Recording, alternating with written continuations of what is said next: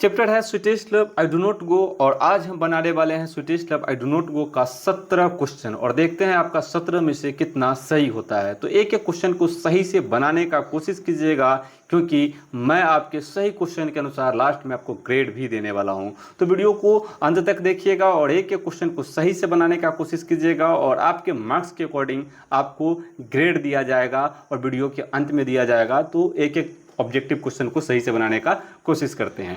तो सबसे पहला क्वेश्चन है, John Donne compares his journey of life to that of the dash. तो यहाँ पे स्टार्स है, ऑप्शन बी सन है, ऑप्शन सी प्लैनेट्स है, ऑप्शन डी मून है। मतलब जॉन डॉन अपने लाइफ को किससे कंपेयर करते हैं कविता में। तो यहाँ पे स्टार से नहीं करते हैं, प्लैनेट से नहीं करते हैं, डी मून से नहीं करते हैं, ऑप्शन नंबर बी सही होगा, सन से करते हैं कि सूरज से वो अपने लाइफ को जो सी कंपेयर्स कर रहे हैं। क्वेश्चन नंबर 2 देखिए, John Donne was the pioneer of a new kind of lyrical and dash words. मतलब जॉन डॉन जो है वो पियोनियर थे न्यू काइंड ऑफ नए प्रकार के जो की कविता के लिए जिसमें लिरिकल हुआ करता था और क्या हुआ करता था। तो सैटेरिकल, ऑप्शन नंबर ए सैटेरिकल है, ऑप्शन नंबर बी मैकेनिकल है, ऑप्शन नंबर सी वर्बल है, ऑप्शन नंबर डी म्यूजिकल है। तो आप लोग बताइएगा कि इसका आंसर क्या होगा। मैं तो कहता हूं कि इसका आंसर सैटेरिकल होगा, मतलब लिरिकल एंड सैटेरिकल। आप अपना स्कोर देखते रहिएगा, आप अपने मन में पहले ये सोच लीजिएगा कि ए होगा कि बी होगा कि सी होगा कि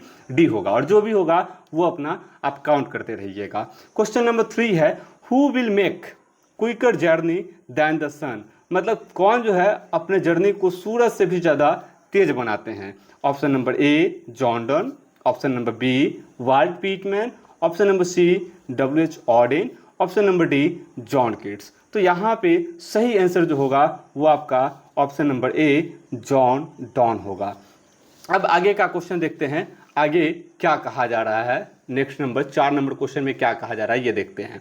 तो 4 नंबर क्वेश्चन में कहा जा रहा है, John don is a dash poet. मतलब जॉन डॉन कैसे पोएट है। ऑप्शन नंबर ए क्या वो नेचर पोएट है, ऑप्शन नंबर बी क्या वो मेटाफिजिकल पोएट है, ऑप्शन नंबर सी क्या वो कैवलियर पोएट है, option number D romantic poet है। तो बहुत सारे अब स्टूडेंट इसमें क्या करते हैं, रोमांटिक पोएट पे ये टिक लगा देते हैं। उनका कहना ये होता है कि वो लव वाला पोएम लिखे मतलब रोमांटिक होंगे, लेकिन ऐसा नहीं है। यहाँ पे ऑप्शन नंबर बी मेटाफिजिकल सही आंसर होगा। आप लोग अपना स्कोर काउंट करते रहिएगा। प्रश्न संख्या 5 को देखते हैं, डैट दाउ लवेस्ट मी। यदि तुम मुझे प्रेम करती हो, एज दाउ सेस्ट जैसा कि तुम कहती भी हो, इज फ्रॉम ये कहाँ से लिया गया है। मतलब ये लाइन कहाँ से लिया गया है। ऑप्शन नंबर ए स्नेक, क्या ये स्नेक से लिया गया है। Option number B the soldier, क्या ये द सोल्जर से लिया गया है। Option number C song of myself, क्या ये सॉन्ग ऑफ माई सेल्फ से लिया गया ये line. Option number D sweetest love I do not गो। तो जी हाँ, इसका सही answer option number D sweetest love I do not गो होगा, क्योंकि यहीं से ये लाइन लिया गया है, डैट दाउ लवेस्ट मी। मतलब यदि तुम मुझसे प्रेम करती हो एज द सोल्जर जैसा कि तुम कहती हो। तो ये इसी का लाइन है, ऑप्शन नंबर डी सही होगा। प्रश्न संख्या 6 देखिए, sweetest love I do not go is dash. मतलब sweetest love I do not go क्या है।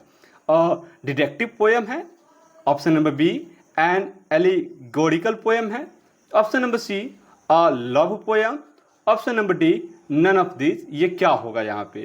तो यहाँ पे ऑप्शन नंबर सी इसका एकदम सही आंसर होगा। अब हम लोग चलते हैं 7 नंबर प्रश्न पे।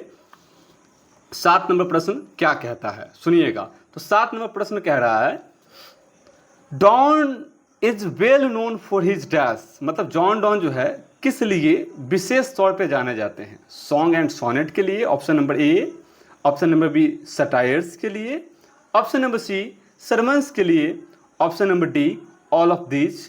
मतलब क्या सही होगा। ऑप्शन नंबर ए सही होगा, बी होगा, सी होगा या फिर डी ऑल ऑफ दिस सब सही होगा। तो मैं आपको बता दूं कि इस क्वेश्चन का आंसर ऑप्शन नंबर डी होगा। मतलब सब चीज़ के लिए ये जाने जाते हैं। अगर आप sweetest love I do not go chapter को पढ़िएगा तो राइटर के इंट्रो में ये सॉन्ग एंड सोनेट के लिए भी विशेष तौर पर जाने गए हैं, सटायर्स के लिए भी और सरमन्स के लिए भी जाने गए हैं। अब आते हैं प्रश्न संख्या 8 पे। क्या कह रहा है, इन द पोएम मतलब कविता में sweetest love I do not go. मतलब sweetest love I do not कविता में डाई स्टैंड फॉर डैश। मतलब डाई का मतलब क्या है, ये डाई किस चीज़ के लिए स्टैंड करता है, ये डाई किस चीज़ के लिए स्टैंड करता है। तो ऑप्शन नंबर ए है टू डाई, इसके लिए डाई लिखा गया है, इस डाई के लिए ऐसा डाई लिखा गया है कविता में। टू पेंट इसके लिए लिखा गया है। सी है बोथ ए एंड बी, ए और बी दोनों सही है क्या? डी नन ऑफ दिस, क्या डी सही है? इसमें से कोई सही नहीं है। तो इसका जो आंसर होगा ऑप्शन नंबर ए एग्जैक्ट होगा, टू डाई। ये डी आई ई के बदले में कविता में डी वाई ई लिखा गया हुआ है, जो कि ओल्ड इंग्लिश मिडिल इंग्लिश का वर्ड है। अब प्रश्न संख्या 9 क्या कह रहा है? प्रश्न संख्या 9 कह रहा है sweetest love I do not go, मतलब sweetest love I do not go जो कविता है may be compared with Shakespeare, क्या इसको शेक्सपियर से कंपेयर किया जा सकता है? ऑप्शन नंबर ए है all the world's stage, option number B है the marriage of true minds, option number C है blow blow thou winter wind, और ऑप्शन नंबर डी है नन ऑफ दीज। तो इसका आंसर अभी मेरे दिमाग में भी नहीं आ रहा है, तो आप लोग 9 नंबर का जो है कि क्या सही आंसर होगा हमें कमेंट करके जरूर बताइएगा। अब आगे क्वेश्चन नंबर 10 देखते हैं क्या कह रहा है।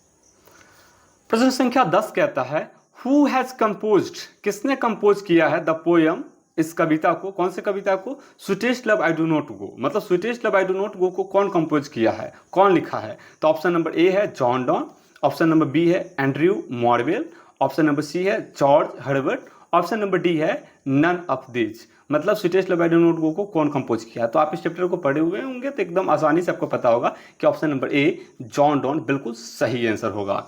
अब बात करते हैं क्वेश्चन नंबर 11 का, क्या कह रहा है? John Donne was the pioneer of dash, मतलब जॉन डॉन जो है वो पियोनियर थे किस चीज के? तो option number A Elizabethan poetry के, option number B metaphysical poetry के, option number C restoration poetry के, और option number D new classical poetry के।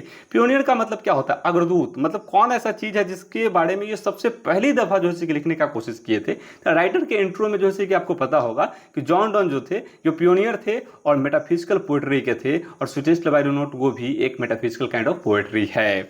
अब आते हैं चैप्टर नंबर क्वेश्चन नंबर 12 की ओर। 12 क्या कह रहा है? तो देखिए कह रहा था the occasion of the poem sweetest love I do not go is dance टैस, मतलब ये ओकेजन ऑफ जो पोयम है sweetest love I do not go ये क्या है? कंटिनेंटल ट्रिप है, स्पेस टूर है, वियोग है, नन ऑफ दिस, इसका आंसर क्या होगा? तो इसका आंसर भी मेरे दिमाग में भी नहीं आ रहा है, तो आप कमेंट करके जरूर बताइएगा कि इसका सही आंसर क्या होगा। अब 12 नंबर से हम लोग प्रश्न संख्या 13 की ओर बढ़ रहे हैं कि 13 नंबर प्रश्न संख्या में क्या कहा जा रहा है। देखते हैं 13 नंबर प्रश्न संख्या क्या कह रहा है। 13 नंबर प्रश्न है जॉन डॉन थिंक्स दैट, मतलब जॉन डॉन साहब सोचते हैं कि dash is certain, dash certain है, मतलब कुछ जो चीज है वो निश्चित है। अब क्या निश्चित है जी? तो डेथ निश्चित है, option number A, option number B work निश्चित है, ऑप्शन नंबर सी लाइफ निश्चित है, option number D none of these, इसमें से क्या सही आंसर होगा? तो इसका एकदम सटीक और सही जवाब होगा ऑप्शन नंबर ए डेथ। अब बात करते हैं प्रश्न संख्या 14 का कि इसमें क्या कहा जा रहा है। John Donne wants to go away, John Donne जाना चाहते हैं, बिकॉज दूर जाना चाहते हैं, because he is not tired of his dash, क्योंकि वो थके हुए नहीं है। किससे किससे नहीं थके हुए हैं जी? तो ऑप्शन नंबर ए मदर से नहीं थके हुए हैं, ऑप्शन नंबर बी फादर से, ऑप्शन नंबर सी बिलवेड से, ऑप्शन नंबर डी सिस्टर से। तो यहाँ पे किसके बारे में सब कुछ हो रहा है? कविता में sweetest love I do not वो जो आप पढ़े होंगे तो उसमें सारा कुछ जो है कि माँ के साथ हो रहा है क्या? नहीं। फादर के साथ हो रहा है क्या? नहीं। सिस्टर के साथ हो रहा है क्या? नहीं। वो बिलवेड से बात कर रहे हैं और बिलवेड के बारे में ही कविता को लिखा गया है, तो ऑप्शन नंबर सी ही सही आंसर होगा यहाँ पे।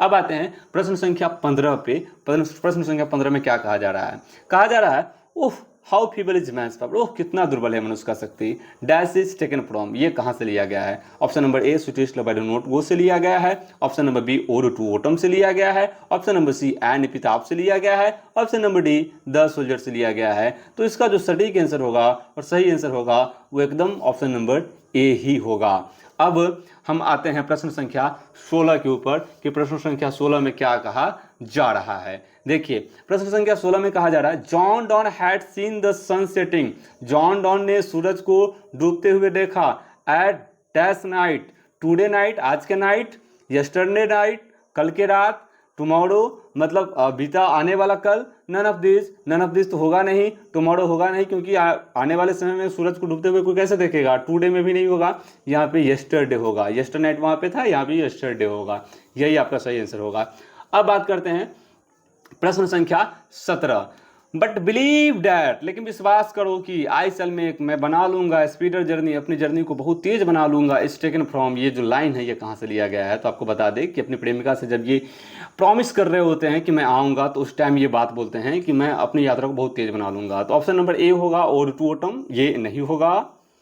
Option number B fire ham, ये भी नहीं होगा। Option number C make up with the mystery cat, ये भी नहीं होगा। Option number D sweetest love I do not go, यही आपका सही आंसर होगा। तो इस प्रकार से आज हमने पढ़ा sweetest love I do not go को, और इसका एक एक एमसीक्यू बनाया और 17 के 17 एमसीक्यू बनाया है। तो अब बारी आ गया है आपके स्कोर को जानने का और आपके स्कोर के अकॉर्डिंग आपको ग्रेड देने का। तो अब मैं आपको ग्रेड देने वाला हूं। अब देखिए किस प्रकार से आपको ग्रेड मिलने वाला है।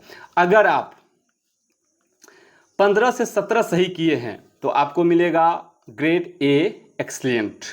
अगर आपने 12 से 14 सही किया है तो आपको ग्रेड मिलेगा ए वेरी गुड। अगर आपने 10 से 11 सही किया है तो आपको मिलेगा ग्रेड बी प्लस गुड। अगर आपने 8 से 9 सही किया है तो आपको मिलेगा B grade need more practice, थोड़ा और प्रैक्टिस कीजिए आप। और 0 से 7 मिला है तो इसका मतलब ये हुआ कि आप अभी रेड जोन में हैं, अभी आपको और पढ़ने की ज़रूरत है। तो जाइए और इस चैप्टर को ढंग से पढ़िए और रिवाइज कीजिए। और बाकी अगर यहाँ पे हैं आप तो इसका मतलब ये हुआ कि आपका तैयारी बहुत बेहतरीन तरीके से हुआ है। और जिस तरीके से sweetest love I do not go को आपने पढ़ा है, इसी तरीके से नेक्स्ट चैप्टर को भी पढ़िए, ताकि नेक्स्ट चैप्टर का जब मैं एमसीक्यू लाऊं तो वहाँ पे भी आप अपने ग्रेड को जान सके कि आपने कितना सही किया है। तो मिलते हैं फिर किसी नेक्स्ट एमसीक्यू में, तब तक के लिए बाय बाय। मिलते हैं नेक्स्ट चैप्टर में नेक्स्ट वीडियो के साथ।